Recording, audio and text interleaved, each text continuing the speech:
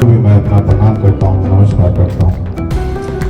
आज हम एक ऐसे योद्धा और एक ऐसे नायक और एक ऐसे आदर्श का जयंती मना रहे हैं जो हमारे अधिकारों के लिए अपनी शहादत दे दी। आज भले ही हमारे जगदेव बाबू हम लोगों के बीच एक शारीरिक रूप से मौजूद नहीं है, पर उनका संघर्ष, उनका समाज के लिए योगदान और उनकी विचारधारा आज भी हम लोगों के बीच जिंदा है। आज हम एक ऐसे महान व्यक्ति की बात कर रहे हैं, आज हम एक ऐसे नायक की बात कर रहे हैं जिनका नाम लेते ही हमारे शरीर में एक रोमांच सी पैदा हो जाती है और कुछ करने का, कुछ कर गुजरने का एक जज्बा से पैदा हो जाती है। हमारे जो नायक थे, हमारे जगदेव बाबू के अंदर दुनिया की वो हर महान व्यक्ति का गुण मौजूद था।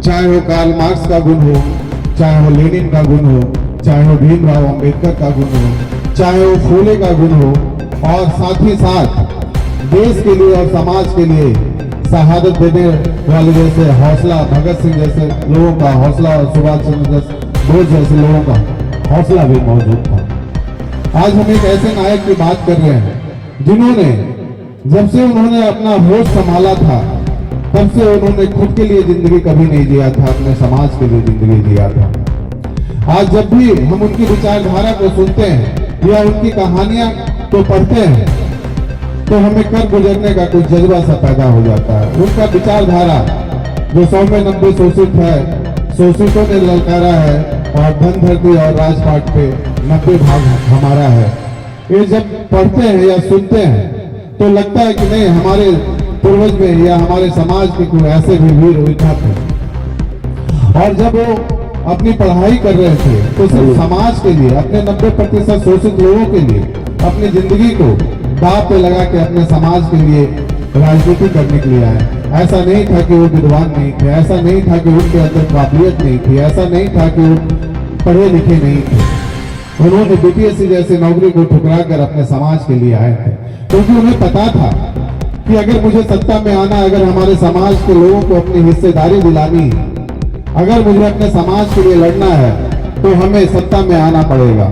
और सत्ता में आने के लिए 90% लोगों को अपना हक दिलाने के लिए उन्होंने एक राजनीतिक दल का निर्माण किया, शोषित समाज दल का निर्माण किया। और वो जब अपने पार्टी का निर्माण कर रहे थे तो उन्होंने अपने भाषण में कहा था कि जिस लड़ाई का मैं बुनियाद डाल रहा हूँ वह लंबी और कठिन है, क्योंकि मैं एक क्रांतिकारी पार्टी का निर्माण कर रहा हूँ और इसमें लोगों का आना जाना लगा रहेगा, परंतु इसकी धाराएं रुकेगी नहीं और इसकी पहली पीढ़ी के लोग मारे जाएंगे और दूसरी पीढ़ी के लोग जेल जाएंगे और तीसरी पीढ़ी के लोग राज करेंगे। पर ये हमारे समाज का दुर्भाग्य है, ये हमारे समाज का दुर्भाग्य है कि उनके जाने के बाद आज भी हमारे समाज के लोग मारे जा रहे हैं और जेल जा रहे हैं। इसकी वजह यही है कि जितने भी हमारे समाज के नेता आए हैं वो सिर्फ अपने स्वार्थ के लिए राजनीति किए। जब से मैंने अपना होश संभाला या जब से मैंने राजनीति को समझा या जब तक हमने अपने समाज को समझा है, मुझे ऐसा ही लगा है कि जगदेव बाबू के जाने के बाद हमारे समाज के कोई ऐसा नेता नहीं हुए जो अपने हमारे समाज को नेतृत्व कर सके। और ये सच्चाई है और ये हमारे समाज का दुर्भाग्य है कि जब तक जगदेव बाबू जिंदा थे तब तक हमने बढ़ चढ़कर उनका साथ नहीं दिया था। आज भले ही हम उनकी जयंती मनाते हैं, उनके फोटो पे हमने माला चढ़ाने का काम करते हैं और उनके नाम पे हम राजनीतिक करते हैं। जितने भी राजनीतिक दल के लोग हैं सब उनके नाम पे राजनीति करते हैं, लेकिन जगदेव बाबू की विचारधारा को आगे बढ़ाने वाले आज तक कोई नहीं हुआ उनके जाने के बाद। ये हमारा दुर्भाग्य है। जो महान योद्धा अपने शोषित लोगों के लिए, अपने समाज के लिए अपनी शहादत तक दे दी, आज उनकी विचारधारा को किसी ने जिंदा रखने का प्रयास नहीं किया।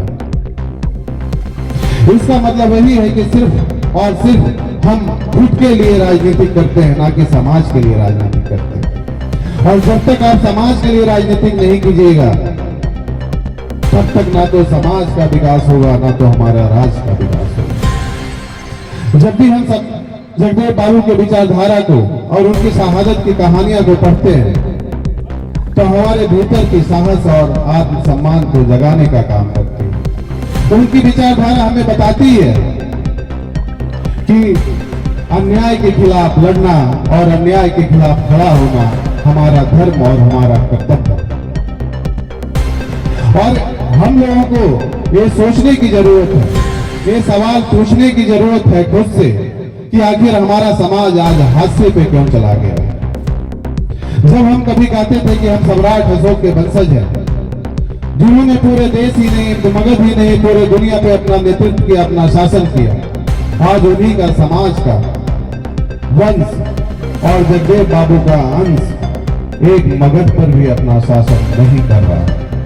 यह सवाल आपको और हमको झकझोरती है कि आखिर फिर हम सम्राट अशोक के वंशज क्यों बोलते हैं, या हम अपने आप को जगदेव बाबू का अंश क्यों बोलते हैं।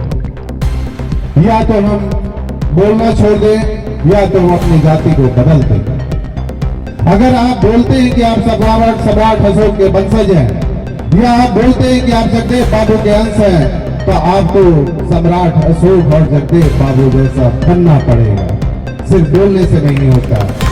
मैं हमेशा बोलता हूं कि अगर कोई सोना है, कोई गोल्ड है, तो अगर कोई गोल्ड का सोना का धूल है और उसे आप बाजार में बेचने जाते हो तो सोने की कीमत ही लगाई जाती है। तो अगर हम सम्राट अशोक के वंशज हैं और जगदेव बाबू के अंश हैं, तो हमारी भी कीमत सम्राट अशोक जैसे ही लगानी होगी, इससे कम हमें मंजूर नहीं है। तो अपने आप को सम्राट अशोक जैसा बनना पड़ेगा, जगदेव बाबू जैसा बनना पड़ेगा। अपने आप को पहचानना पड़ेगा कि आपकी कीमत क्या है। जिस सम्राट अशोक ने हमारे समाज को, जिस सम्राट अशोक ने हमारे समाज को इस धरती का एक शेर बनाया था, आज ये सत्ताधारियों ने हमारे समाज को पिंजरे का शेर बना रखा है। इस राज के सत्ता में बैठे लोग हमें बांटने की कोशिश कर रहे हैं, हमें संगठित होने से रोका जा रहा है, हमें सामाजिक और आर्थिक रूप से कमजोर किया जा रहा है, हमें विकास से कोसों दूर रखा जा रहा है। अब समय है, अब समय आ गया है कि हम एकत्रित हो, एक मंच पे आए और जो जगदेव बाबू का विचारधारा था या उनका अधूरा सपना था कि हम जितनी बड़ी हमारी आबादी है उतनी बड़ी हमें हिस्सेदारी मिलनी चाहिए, वो हमें तभी मिलेगा जब हम एक साथ लड़ाई लड़ेंगे। आज जगदेव बाबू अपने खुद के लिए लड़ाई लड़ने नहीं आए थे। आज आखिर एक बिजनेसमैन को, एक उद्योगपति को, निशिकांत सिन्हा को अपना बिजनेस छोड़ के, अपना परिवार छोड़ के आप लोगों के बीच आने की जरूरत क्यों पड़ गई।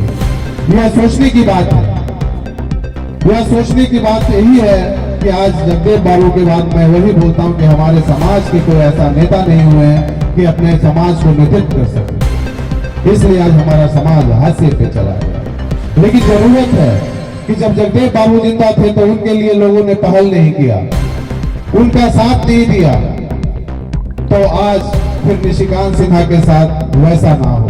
अगर निशिकांत सिन्हा अपना परिवार, अपना बिजनेस छोड़ के आप लोगों के बीच आया है, तो आप लोगों को साथ देने की जरूरत है, आप लोगों को हाथ बढ़ाने की जरूरत है। तभी हम आने वाले समय में जो हमारे सम्राट अशोक पूरे देश और दुनिया पे शासन करके गए थे, और अगर आप लोग साथ देंगे तो दिन दूर नहीं है जब अपने जगदेव बाबू के सपना को पूरा करेंगे और फिर से वही स्वर्णिम और वही गौरवशाली धरती को बनाएंगे। साथियों, जगदेव बाबू ने कहा था कि सामाजिक क्रांति के बिना राजनीतिक क्रांति संभव नहीं। आज आपका बेटा, आपका भाई निशिकांत सिन्हा वही सामाजिक क्रांति लाने के लिए हर जिला में अपना अभियान कर रहा है, जन आशीर्वाद समाज के नाम से। क्योंकि जब तक हमारा समाज एकत्रित नहीं होगा, जब तक हमारा समाज संगठन मजबूत नहीं होगा, तब तक हम राजनीतिक के क्षेत्र में अपना मजबूती से नहीं आ सकते, और ना ही तब तक हम सत्ता में आ सकते हैं।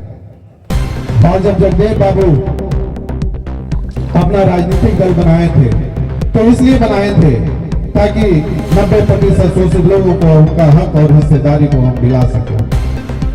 आज उसी लड़ाई को लड़ने के लिए, आज उन्हीं का विचारधारा को जिंदा करने के लिए मैं आप लोगों के बीच आया हूं। और मैं हमेशा बोलता हूं, क्योंकि मैं जगदेव बाबू के विचारधारा से इतना प्रभावित हुआ हूं